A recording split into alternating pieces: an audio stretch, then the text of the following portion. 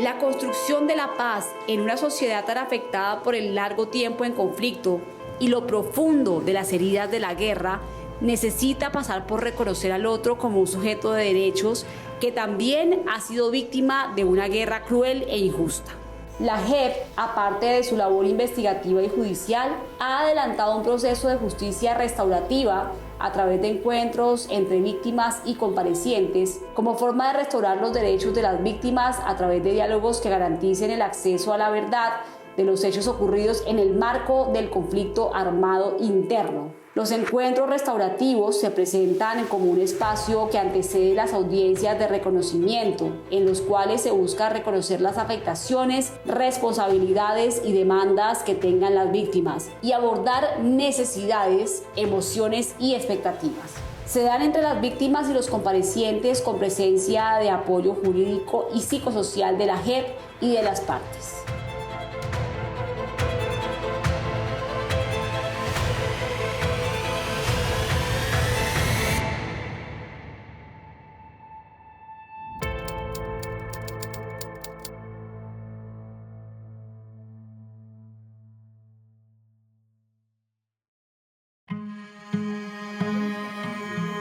La justicia restaurativa es el camino definido por la Jurisdicción Especial para la Paz para abordar la impartición de justicia que basa su enfoque en la participación de víctimas y comparecientes, la colaboración entre las partes y la prospección de las medidas surgidas del proceso. Tiene como fin atender el daño sufrido por las víctimas en el marco del conflicto armado interno, recomponer el tejido social y reintegrar a las partes a la sociedad.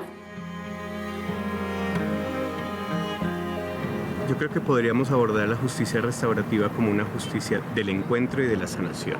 La justicia restaurativa existe en Colombia de diferentes formas desde hace muchísimo tiempo, entre otras porque es una de las formas que aborda los grupos étnicos del país, en particular los pueblos indígenas, como modalidad de justicia.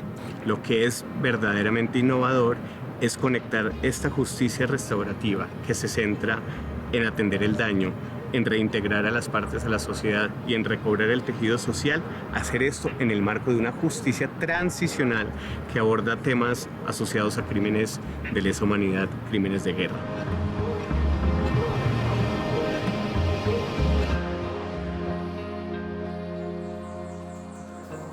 Cuando llega la JEP a nuestras vidas, nosotros ya nos encontrábamos con mucho negativismo ante cualquier ente que nos quisiera ayudar.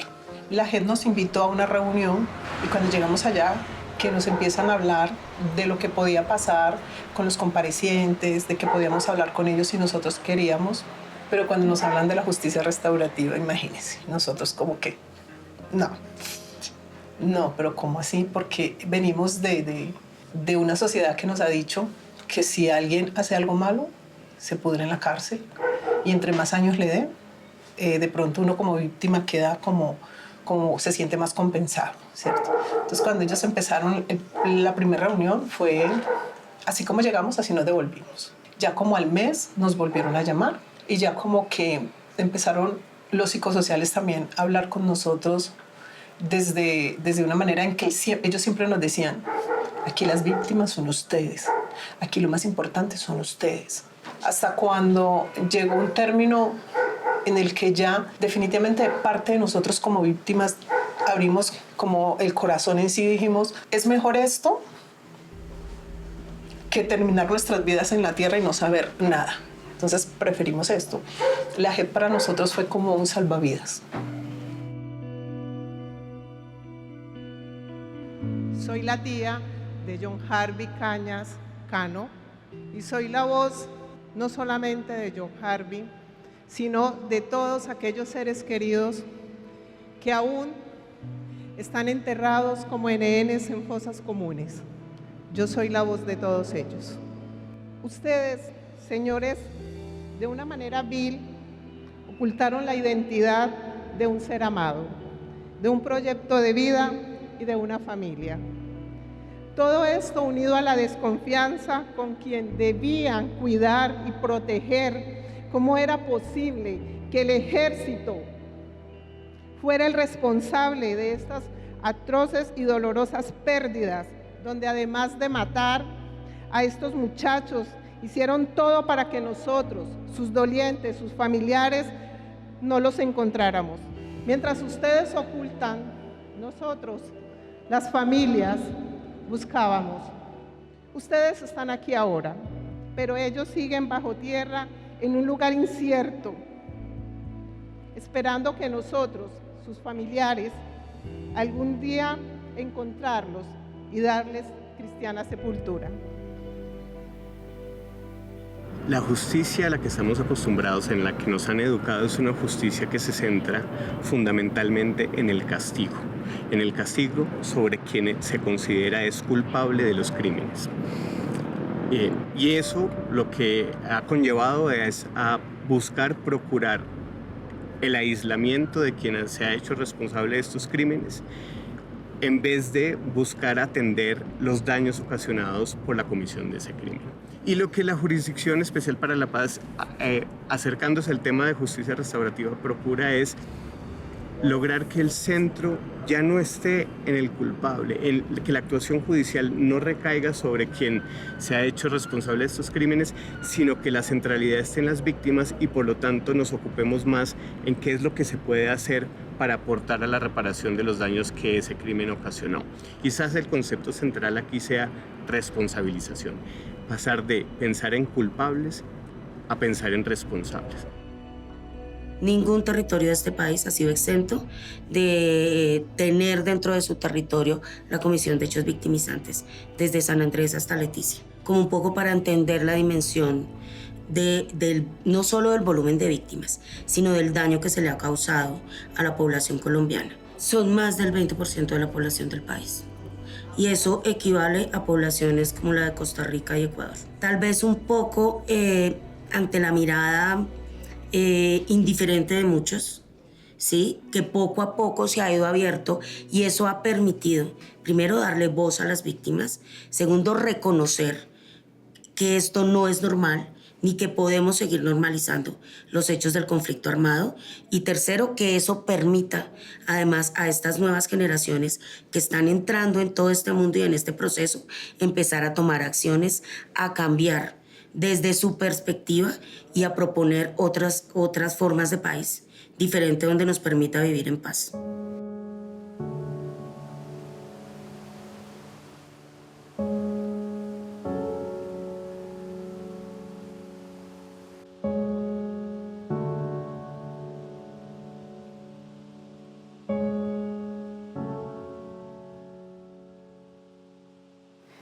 Nos encontramos en el escenario más difícil para mí, porque esta parte me trae muchos recuerdos, bastante.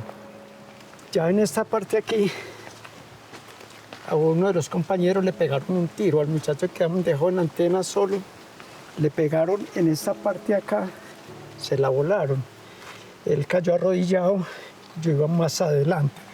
Me devolví. Lo cogí en esta parte acá, le puse la mano aquí, lo cogí así, traté de correr lo que más se pudiera él, auxiliándolo, salimos hacia arriba. Yo al muchacho lo ayudé demasiado, hasta llegar a... Usted más pudo, o sea, usted hizo Sí. todo lo que pudo por él. Yo hubiera querido hacer mucho más, pero lastimosamente pues era la vida de él o la mía. Yo lo entré hasta acá y lo logré esconder aquí en ese sitio acá.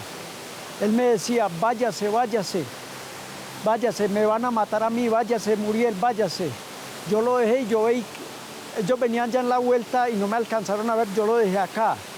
Luego yo, después de que lo dejé ahí, salí hacia esa parte de allí, me tiré por acá para abajo, por aquí abajo, no sé cómo bajé allá, porque yo me tiré ahí abajo. Y para mí fue algo muy duro porque es que el no poder hacer nada es algo muy complicado, porque es que eso es lo que más me parte el alma a mí es eso, el no haber podido ayudarle lo que más podía, porque es que él fue tan bueno conmigo que me parece, me quedó eso marcado para toda mi vida. Solo tengo que decirle que pues, todo esto duele mucho. Si en algo podemos nosotros ayudar en todo este proceso para poder desmontar ese sentimiento de culpa que tiene don Héctor de la muerte de su amigo cuando usted trataba de salvarlo. El responsable no es usted. Los responsables fuimos nosotros.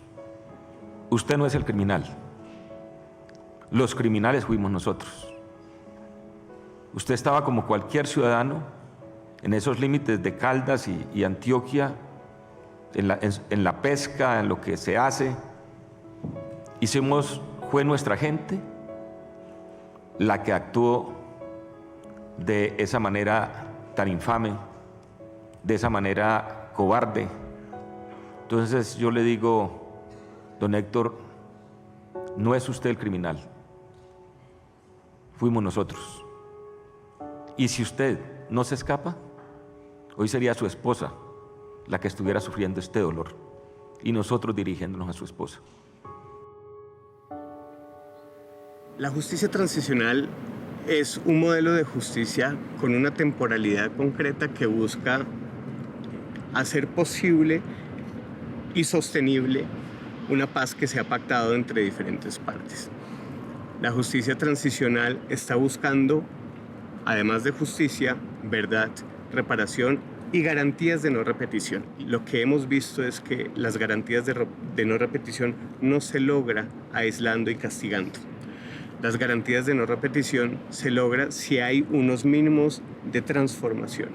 La justicia restaurativa, a través de la participación de las víctimas de manera activa, de los comparecientes responsables también y de la sociedad en su conjunto, logra desde el encuentro, desde el abordaje de los temas más álgidos, desde el dolor, desde el reconocimiento, desde los aportes a la reparación, generar las transformaciones que se requieren, vinculando en vez de aislando a las diferentes partes y retejiendo entonces ese tejido.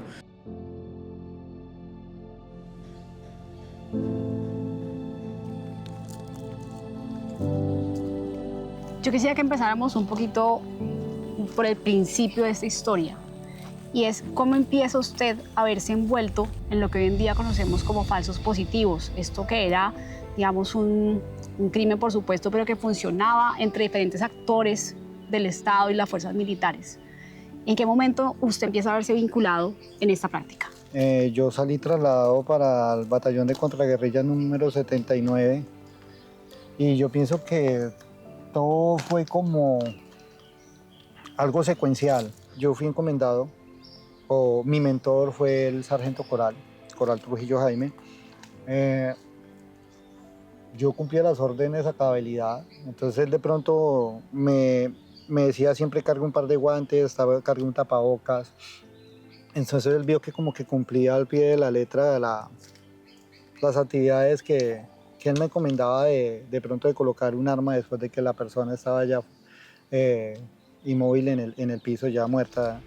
Y ahí fue donde ya empezaron ellos y se presentó la oportunidad y me sacaron con la misma fiscalía en Bogotá, hacer una especialización de medicina forense y policía judicial para que yo lo que estaba realizando lo terminara de hacer mejor. En este momento invitamos al estrado al señor William Andrés Capera. Magistratura, buenas tardes magistratura. Personal del equipo de la Jurisdicción Especial para la Paz. Creo que el punto necesario de partida es entender que una audiencia pública no sucede de manera automática. Eso requiere de preparación, particularmente cuando estamos hablando de una audiencia de reconocimiento pública que exige la presencia tanto de víctimas como de responsables, de la sociedad civil y de juezas y jueces de la República. Es entender que se requiere de un encuentro privado previo a esa audiencia pública de reconocimiento, donde víctimas y responsables puedan dialogar de manera un poco más libre y de manera anticipada entre ellas sobre lo que supone encontrarse y sobre lo que va a suponer luego el escenario público. Pero para llegar a ese encuentro privado también necesitamos una serie de pasos previos. Necesitamos una serie de talleres por aparte con las víctimas y por otro lado con los comparecientes para trabajar varias cosas de manera progresiva. La progresividad es un elemento aquí esencial. La JEP ha asumido esta tarea de propiciar escenarios de diálogo entre las víctimas y los comparecientes con el fin de imponer medidas que propendan por una justicia restaurativa. En este proceso ha tenido que desarrollar metodologías y consideraciones especiales sobre asuntos como la garantía de la participación activa de las víctimas, la selección de las vocerías que participan en la audiencia de reconocimiento, abordar las tensiones entre las víctimas y los comparecientes, la participación de los representantes legales, los desafíos y riesgos emocionales, el acompañamiento psicosocial y los desafíos de seguridad. El conflicto se concentró en una gran parte como en los bordes periféricos del país. En estos bordes es donde se encuentran ubicados principalmente los grupos étnicos, tanto comunidades indígenas como comunidades afrodescendientes. No solo fueron afectados ellos en su individualidad, sino sobre todo fueron afectados en su colectividad. Y eso es lo que de pronto los diferencia un poco del resto de los grupos poblacionales del país, porque es más difícil recomponer y es más difícil reparar un daño causado a una comunidad que a un individuo. Esta comprensión de los pueblos frente al conflicto es diferente y eso nos ha obligado a nosotros primero a entablar procesos de consulta previa que nos permita entablar ese diálogo, entender cómo entienden ellos el conflicto, cómo procesan ellos ese dolor y ese daño y cómo también aportan desde su colectividad y su individualidad, cómo superar estos hechos de violencia que nos tienen tan afectados.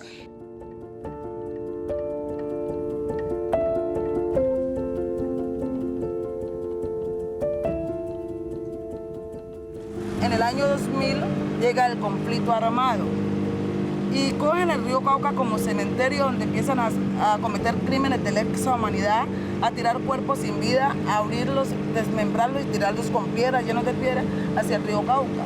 Eso fue algo terrible para el río Cauca. Entonces, ¿qué pasó con los ribereños? Le cogieron pavor, le cogieron miedo al río Cauca. Usted le hablan del río Cauca y era un pavor porque decían, hasta ahí llegó mi vida. Y dimos carajo.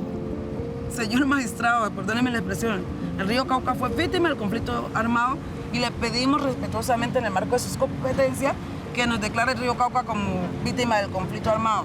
Pasó 2019, 2020, 2021, 2022 y es que en el 2023 declara el río Cauca como víctima del conflicto armado. La medida cautelar que tú dices, la protección no es que quede en un documento víctima, sino que hay que hacerle una restauración al río Cauca. ¿Qué consistiría en qué? La primera, el río Cauca hay que contaminarlo, porque ya te comenté, tiene cianuro, mercurio. Segundo, la siembra de pescados. Tercero, Para que vuelva a haber pesca. que le pidan perdón al río Cauca a esas personas que le hicieron daño. Y no solo son los paramilitares, aquí hay fuerza pública y hay terceros también. Y están muchas entidades del Estado que no hicieron una omisión propia. Muy impropia, pero hubo omisión.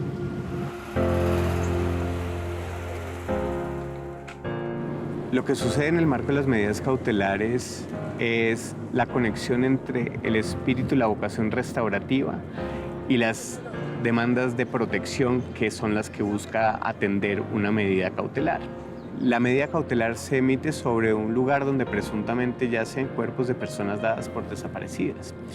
Y lo que la protección busca es pues precisamente garantizar que la búsqueda se pueda dar.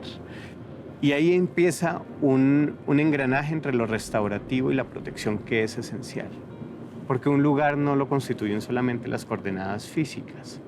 Un lugar es todo ese entramado social que le da sentido a ese pequeño espacio geográfico.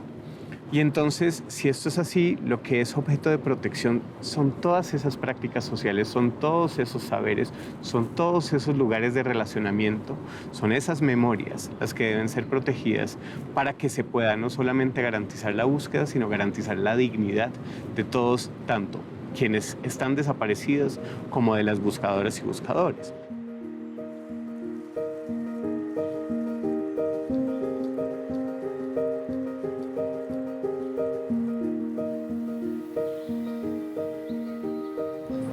momento en que empiezan a encontrar un camino hacia la verdad, un camino hacia esa entrega digna que de pronto iba a facilitar un duelo, iba a acabar con la incertidumbre. ¿Cómo empieza este proceso a ayudarles a superar de alguna manera, aunque nunca se supera un hecho como estos, pero qué impacto tuvo el haber encontrado por fin indicios hacia la verdad y al final haber llegado a una entrega digna? Bueno, nosotros no teníamos conocimiento en lo absoluto de la JEP, entonces ahí fue donde empezamos como a averiguar, a hacer toda esa investigación sobre ellos y acudimos a ellos. El acompañamiento de ellos con nosotros como familia fue, yo digo que fue como si Dios nos hubiera regalado a nosotros una familia más. Empezamos con ellos a comunicarnos, el equipo psicosocial, a hacer el acompañamiento. Ellos nos plantearon que ellos iban a hacer pues la entrega, que se iba a demorar mucho tiempo porque tenían que hacer todo esto de forense, y nosotros encontramos pues, dijimos ya acá, no importa el tiempo que se demore, pero esta es la verdad, es lo que hay, es lo que es real. Entonces nos aferramos a eso y fue un proceso muy bonito porque en medio del proceso no solamente hicimos una sanación con lo de mi hermano, sino también como familia. Y fue un acto de mucho perdón, fue un acto de conversar mucho entre nosotros. Fueron actividades que nos llevaban a sentirnos tranquilos, nos dábamos abrazos en familia, entonces todo eso fue como un proceso muy bonito antes de llegar a la entrega digna, porque esa entrega digna fue, a pesar de que estábamos muy preparados, fue un momento muy difícil.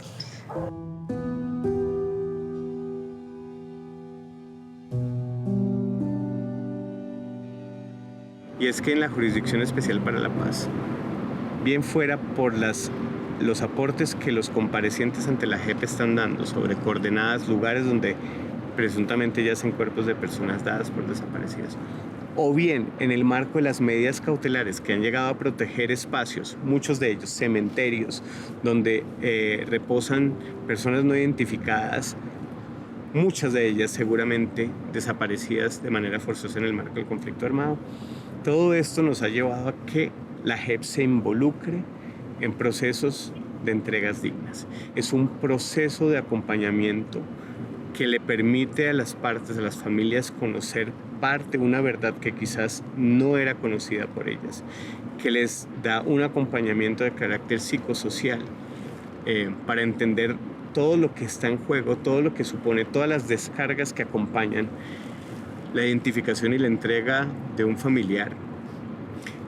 Pero es también la posibilidad de comprender las entregas dignas, no solamente como una ceremonia de entrega, sino como un espacio para el enaltecimiento, la honra, la celebración de la vida de quien se está entregando y de la búsqueda y la lucha de quienes reciben.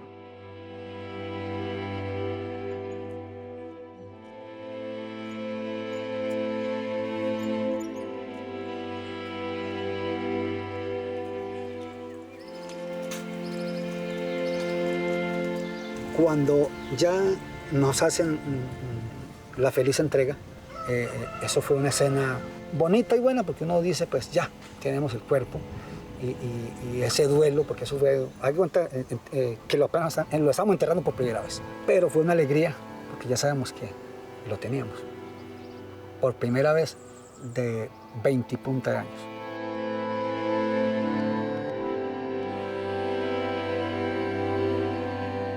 Aquí se encuentran entonces varias de las personas que ya han sido identificadas en las fosas comunes. Sí, sí. Aquí por cuestiones de que no se, de la JEP, que no se pueden hacer otras cosas todavía, otros cambios. Entonces aquí es donde viene a estar mi hermano. Aquí. Este es. Aquí. Albeiro Úsuga. Albeiro Úsuga. 10, 11, muchos años de lucha, pero por fin, hermano, te lo prometí y te cumplí. Te encontré. Ya estás conmigo y estás con mi familia. Te quiero, hermano. Quiero, hermanito.